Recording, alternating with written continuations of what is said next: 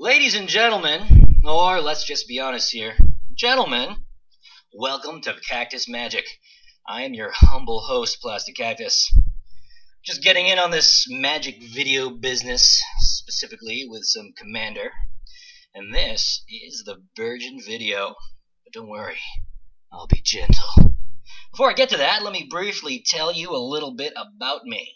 I don't want you to think I'm just some Johnny-come-lately who struck up an account today and doesn't actually understand a single fucking iota about the game. Oh no, that's not the case. Again, I'll keep this brief as I don't want to bore anyone. I got into paper magic at a very early age, but used a brief stupidity, so the cards I could engage. I played with friends and cohorts, but the wins were really rare. As opposed to all my cards, you see, I had no cash to spare. Flash forward now to Onslaught with its wizard, birds, and beasts. Is there I learned of synergies, and losing nearly ceased. Kamigawa came in college, and I was playing pretty well. Then the internet took precedent and Motocaster spell. Online became addiction, and I draft now every week. Though I drop the dough on Mythics, but on Fire still too steep. In Standard and Commander, I make all the ladies wed, so that brings us to the YouTubes, of which I hope I don't regret. So I've established some rules for myself for these videos. I will always start with a deck tech, like the one you're about to see, and in it I'll explain all my card choices, and then I'll play some games, and win or lose, I will show and keep a record of the results. Though I will only count games in which both parties were not mana screwed. I don't care how big of a beating I inflict on my opponent. If he's only got 4 lands for the entire game, then it is an empty victory. I will feel no pleasure. Okay, the inaugural deck, as you can probably see, is Talrand, the Sky Summoner, or as I call the deck, Drake and Take. If you're not familiar with this manly merfolk here, well, when he's in play, every single instant and sorcery I cast causes a 2/2 flying Drake to appear. Left unattended, Talrand will quickly gather quite the army and be very hard to deal with. This is a new deck. I've only been playing it for a few days now, maybe 20 to 25 games at most, so I'm sure some of these picks are not optimal, and there are far better choices. But that's partly why I'm doing these deck techs. If you have any recommendations, then by all means, leave a message in the comments, and I will consider it. I don't want to put too much counter in it, though. I have 4 real counter spells plus remand and a couple steelies over here, because blue decks that just play all counter spells, they might as well, just be playing with themselves. I'll get into that later. Let's talk about the deck itself. The key to Talrand is to play a lot of cheap cantrips that will keep your hand full of cards and keep the drakes coming. So that's what this pile is right here. I've got the 2 more expensive ones that just draw me lots of cards anyway.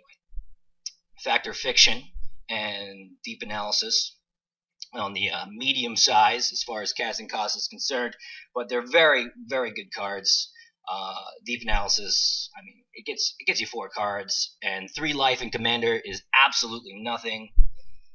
Merchant Scroll, usually 99% of the time, I cast Merchant Scroll. I'm looking for this guy right over here, Spin to Myth, to get rid of a problematic creature, or, in all likelihood, the opponent's commander. Yeah, that's the best way to really throw a wrench into the gears of your opponent's deck, is to take care of the commander. Then I've got just, Impulse, Think Twice, Telling Time, blah, blah, blah. All these are designed to get me lots of cards and trigger Talrand multiple times. Quicken, not only does it draw me a card, but I can play a sorcery as if it had an instant, at the end of someone's turn. Ledger Domain is great choice for that. Take their big creature at the end of their turn, so I get to use it when my turn starts immediately afterwards. Taxing Probe is an all-star player in this deck because, you can cast it on turn 4 when you have Talrand out and no mana to spare. So it's like you get Talrand and a Drake for 2 life. It's great. It's great. And this is the take portion of the Drake and Take right over here. Ledger Domain, as I mentioned earlier, you trade one of your creatures for one of theirs. At best, they're getting a little shitty Drake, or hopefully Snapcaster Mage after he's done his business. And then you get whatever they have out. That's the biggest threat at the time. It's fantastic. Then we got Acquire, which lets me go get an artifact from their deck. This has always been stellar. Everybody in Commander plays artifacts. At the very least, I'm going to get a Solemn Simulacrum, because 99% of players love to play that sad little robot. Then we've got the giant asshole card, Bribery. I just go into their deck and take whatever I want as far as creatures are concerned. Not gonna lie, this is a card made by pieces of shit for pieces of shit. But I play it, and I love playing it. Nothing, and you know, it rewards you and destroys their best creature. You know, you take it, you absorb their best creature. So really, it depends on how big of an asshole your opponent is too. Because if they're playing like all these Eldrazi bastards and whatever, thinking that, oh, I'm gonna get that Eldrazi out and teach my opponent a lesson, tee hee hee, well, I can take it, and then I flip the switch, and their ass is raw and bloody. And then I've got Desertion and Gather the Specimens, which are almost as good as Bribery, because whatever they cast, I just take it when it comes into play. Especially something like Gather the Specimens against like some stupid token making deck that sends out like 20 tokens and they think they're going to overrun you, and then you just get all 20 tokens because it's not just one creature, it's every creature that comes out during their turn. And then obviously Blatant Thievery, you know, Planeswalkers, anything. I take it all. That's the take. And then I've got my package of bounce. I've got the 2 single bounces that draw me a card. And then you've got the mega bounces that'll take care of everything except for what I have out. Obviously, against blue, these are dead cards, but more often than not, they're fantastic. And then we have the miscellaneous pile of sorceries and instants. You got Temporal Mastery. It's just a fun surprise. When you draw it, get another turn. Great. I never miss mana drops usually on this in this deck because of all the card draw. So even if I do not get to miracle it, I still get to cast it later in the game, and it's usually pretty helpful. At the very least, you know, I cast it and I get a Drake, and then, you know, it's the end of the turn. And the next turn, anything goes. Alright, Spellweaver Volute, a terrible card early in the game, but later in the game, this guy is a beating.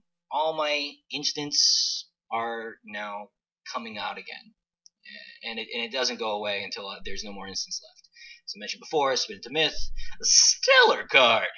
Rite of Replication, another thing that can either get rid of their commander, or I can just have 5 problem creatures come over to my side. Talon's Invocation.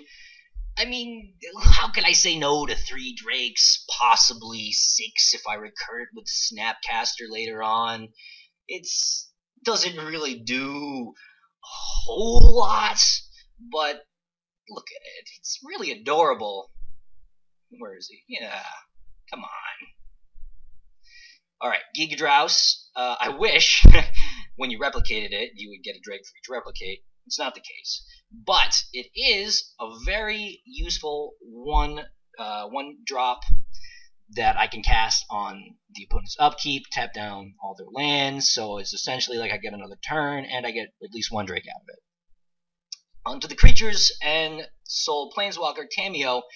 In my humble opinion, Tamiyo is on the top 3 Planeswalkers of all time, certainly the best Planeswalker in Standard, and she is right at home in this deck. If you manage to get, you know, her emblem, then I don't foresee many scenarios in which you can lose. You just play all these cantrips all the time, never stopping, and getting a million Drakes. It's a thing of beauty. Magus of the Future and Future Sight are both in the deck, and I know that's a little bit redundant, but the effect is so wonderful in this deck, Drake and Take, that I just felt I needed to have it happen. The trick is obviously you just keep playing the top card on your deck. Hopefully it's something small, and you just keep it coming. Keep getting the Drakes. It's a brilliant effect. When you see it in action, it is a thing of beauty. Venser, I mean, just a bounce. or a faux counter like Remand. I mean, people for some reason don't really see him coming, especially in a deck like this where you're not countering most of their stuff, so they just assume you're not playing, anything of the sort. They they confuse you for a good bloke who, won't do any counters. No, by all means, play all your spells, opponent. It's not the case. Echo Mage, another creature that sucks early on, but late in the game is absolutely fantastic. Copy all my instants and sorceries, all their instants and sorceries. Wonderful. Snapcaster needs no explanation. Arrayo. This, besides bribery, is my biggest dickweed card in the deck. It's very easy to get a 4th spell played in a turn with her later in the game. When you have like 6 or 7 mana, just save all. If you have her in your opening hand and a bunch of these little things, then you just save them, and you wait until you can cast 4 spells in a turn, and then she takes over the game. My counter package, Hindered Spell Crumple for their commander usually, but not all the time. If there's a bigger threat than the commander that comes out before the commander, I do not hesitate to use it. And then my excellent enchantment package could be better, but this right here is probably the worst card I have in the deck, Thought Reflection. Early on, it does absolutely nothing because it's too expensive. Later on in the game, when I actually have 7 mana, 90% of the time I don't want to cast it right away because I have better things to do. Usually this thing doesn't come out until I have like 10 or 11 mana, and then it's fine. It's great later on, but it's really useless most of the time. If I'm gonna cut something in this deck, it'll be this. But I don't have a worthy replacement yet, so for now it stays. Feature site was explained before. Brilliant card. Opposition. When you have 100 little drakes, this is stellar. But even if you have 3 or 4 little drakes and their creatures are just better, you forego attacking and you lock down their stuff until you have more drakes. It's great. It saved my ass a few times. Cults of Piracy. Bunch of little 2/2s getting in there, giving me lots of cards. I won't say no. Ristic Study. If this whole deck was a game of Survivor, the very first one voted off the island would be Thought Reflection, but Ristic Study would be a close second. The second out, for sure. It's great early on, unlike Thought Reflection, but later on, your opponent always has the mana to prevent you from drawing that card, so it's kind of a dead draw later. Frozen Aether, it actually is pretty great in this deck. It served me very well, especially paired with Meekstone. When the two are out at the same time, your opponent casts big creatures. They don't even get to attack with it once. It comes into play tapped, and it just stays tapped. That's it. Sapphire Medallion, you want to cast as many spells as possible to get those drakes. Sapphire Medallion makes all your cards cheaper. Swiftfoot Boots and Lightning Greaves are to protect Talrand against removal heavy decks. They're like one of the best draws you can get. Isochron Scepter. I know what you're thinking, right? Isochron Scepter, counterspell. Oh, I see. But no, I don't do that. The only time I'll ever do that, and it's happened one time that I can think of off the top of my head, is if my opponent is so far ahead that it is literally the only way I'll be able to stay in the game. Usually, I just hook it up with Think Twice, Telling Time, just more card draw, or, Peek's a pretty good one. Remand is a little better than Counterspell. You can play around Remand, especially, later in the game. I have few qualms hooking Remand up to it. And then you've got the Mana Accelerators, Cage Sun. That's the best one right there. Like I said before, trying to hammer away the theme. The more mana, the more little baby spells you cast. The more little baby spells you cast, the more drakes you have, and the quicker you win. As far as the actual mana is concerned, Strip Mine for the problem. Mana that the other player casts, Reliquary Tower, is actually stellar in this deck. You want to see this every game. You have so many cards, you don't want to have to discard anything, especially with Tameo emblemed. Then you just having some balls nasty hands. Riptide Laboratory, more protection for Talrand. Works with a few of my other creatures too. Snapcaster back to hand, sure, why not? Mystifying Maze and Maze of Ith. As long as you remember that Maze of Ith you can't tap for mana, then these are great cards. Especially for like the Voltron decks that try to get in there with a bunch of equipment. You just cancel it all out. Halmar Depths. Yeah, I mean, you want to play this on the first couple turns when you don't have much going on. Hopefully it doesn't come during a time when you really need the mana, because then you're delaying yourself another turn. Alright, that's the deck. But yeah, I try not to do a lot of the cheapo moves, like Isocron and Counterspell, because when you do that, I might as well just, instead of playing Magic, sit around and masturbate. Because essentially that's all I'll be doing. I'll be playing with myself.